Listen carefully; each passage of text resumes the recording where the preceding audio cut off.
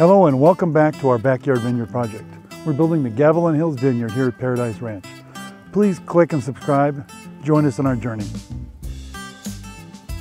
Hello and welcome to Chapter 10. This is a 4-month update of the vineyard. We planted all these vines about 4 months ago. It's currently the first week of August. It's going to be about 90 degrees today. So it's a perfect day to kind of show you around the vineyard. So we've had some challenging weather up to this point. It's the first week of August, as I said. In June, we had 3 weeks of over 100 degrees.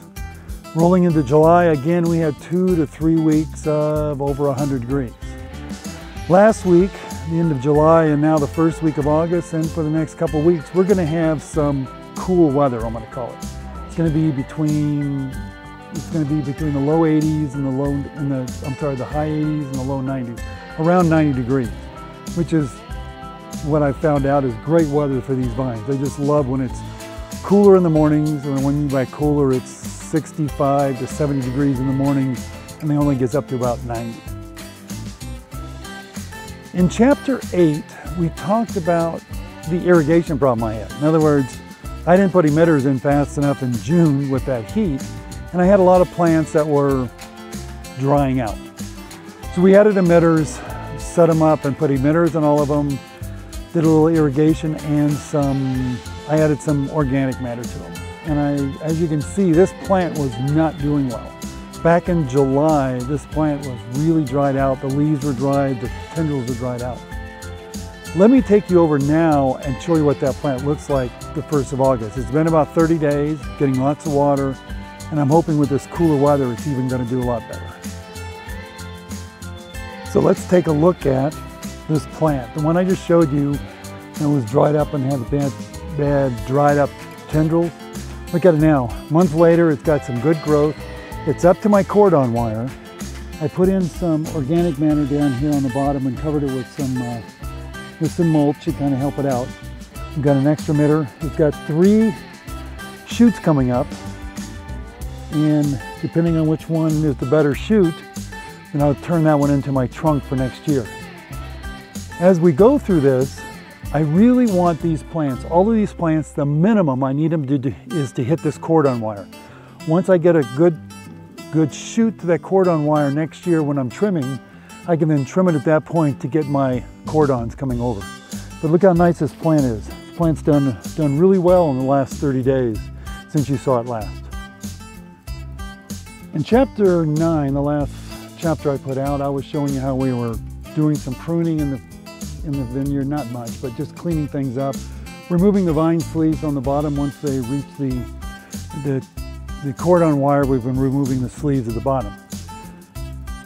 And I told you there we were running into some interesting items inside the shoots. Take a look at this.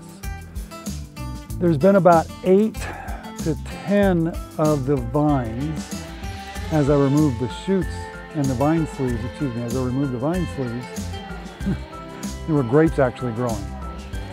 We've had about 8 to 10 actual little clusters of grapes. Obviously we cut them. Hardest thing in the world is to cut grapes off like that. But as you can see, it was kind of cute to have the grapes. One other thing I ran into with the vine sleeves is this next item. Let me show you something very interesting.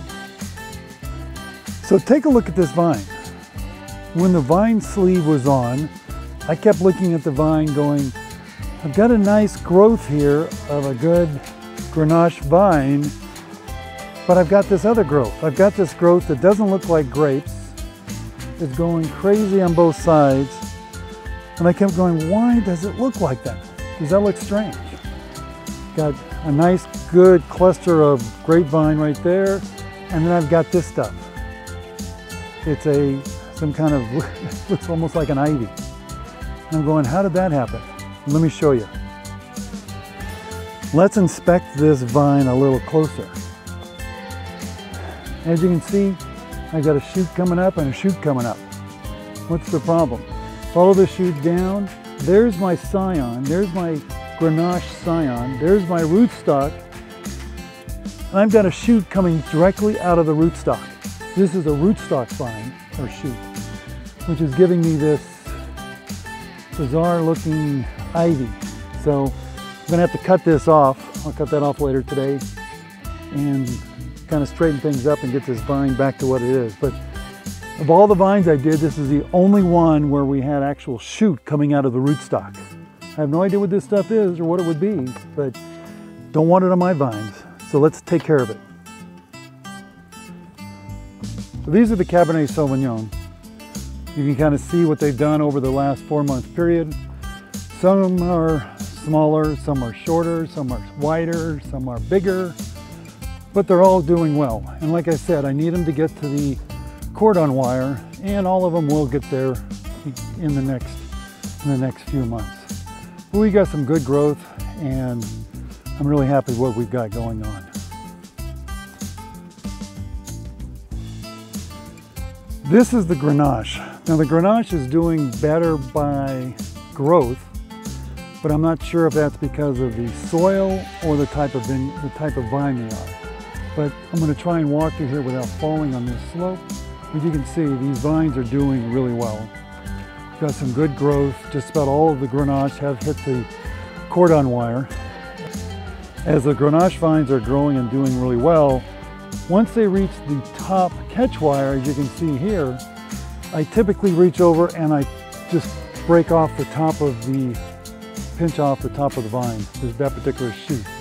That way that shoot will stop the growth on top and spend all of its time on the root system and the base shoot system. So in the last part of this video, I want to show you some of the vines and what the shoots coming up out of the rootstock look like. So let's take a look at a couple of them. Here's the first vine I want to show you. This vine is well over top of the top catch wire, about 6 feet up. It's got some good structure and a lot of growth to it. If you take a look, there are actually 2 shoots coming out of this rootstock. I've got 2 nice shoots coming up. Either one can be used as my trunk for next year. And I've got some really, really nice growth out of this one particular vine. Here's a second example. This one, not as big as the last one. It's only up to the second catch wire. It's got some nice bushy growth out of it. And if you take a look, I've got one really good rootstock shoot coming up. It's probably going to be my main shoot for next year. And then a second one that is not as good, but I'm going to leave it on there as my backup. Just in case this one doesn't make it, I can use that one. But look how nice that shoot is. That is really nice, and that's only after 4 months of growth. This one is getting to the other spectrum. Another Grenache vine. It's doing really well. I've got 2 nice shoots coming up. Those shoots are turning brown like they're supposed to. I can use either one as my primary trunk for next year when I'm doing the pruning, and I'll leave one as my backup just in case. But you can see the vines are doing really well on these.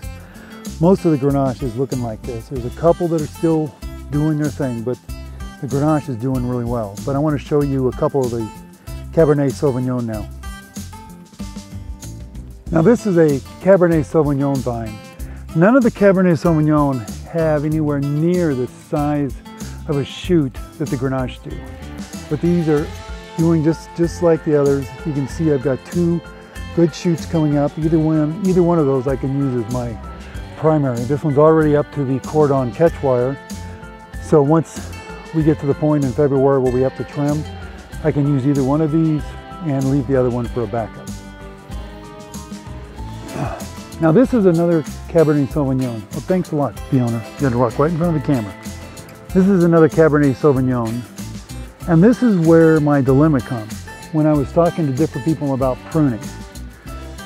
So this one, notice I have 3 shoots coming up off of this rootstock. I got 2 really good ones that have turned brown, and I have one that's still a little green. I've got people telling me don't touch them, don't trim them, don't do anything, don't do any pruning. Others are saying go ahead and prune it and do what you can. What I'm going to do is I'm going to be going through the vineyard here probably in the next month or so, and I'm going to be cutting off that 3rd shoot. I want to get 2 really strong shoots coming up, and that 3rd shoot is not going to be any use to me. because I've got a primary and a secondary. So that tertiary shoot, in my opinion, I don't need. And I want the growth to go to the root system and my two good shoots to turn one of them into a trunk. So on this particular one, I'm going to be cutting this one here in the back off and leaving these two for my primary and secondary. What do you think? Sorry, I said that was the last one. I'm going to show you this one to show you the dilemma that I have in quadruple. Take a look. This one has a really nice, good shoot right there. It's bigger than pencil width, which is what you want. I've got a secondary here, and then there's a fourth one, fifth one coming in. And if you take a look at it, there's one shoot here and another shoot here. That means I've got 4 shoots coming out of this. This vine is up to the cordon wire, and it's up to the first and second catch wire. So it's, some of these shoots are doing well, but the other ones I think are inhibiting the growth. So I'm going to be cutting off 2 of these. I'll cut this one and this one in the next month to allow this thing to really get growing. What do you think? Well, as I said, this is the 1st of August. We're going to have cool weather, but cool weather has consequences. With cool weather comes high humidity. Last week we averaged about 35%. This week humidity is going to go up to about 40% each day. As a result, there was a tropical storm that went through Vegas over the weekend that flooded Vegas, and it's heading south into us. So we're going to be getting some monsoonal type of cool weather. As you can see, I'm sweating like crazy right now at 40%. So yeah, we'll have 90 degrees, but it's going to be high humidity. The other thing is with the higher temperatures we had, as I said in the last video, I was going through and doing the emitters and changing up how I'm irrigating. So right now, we've got 2 2-gallon emitters on every single plant. We're watering at 1 hour a day, every day at night. So we're dumping about 25 gallons, maybe a little more on each plant per week. I did some testing with a Lowe's bucket, with a 5-gallon bucket, because I wanted to see how many gallons actually came out of these 2-gallon emitters.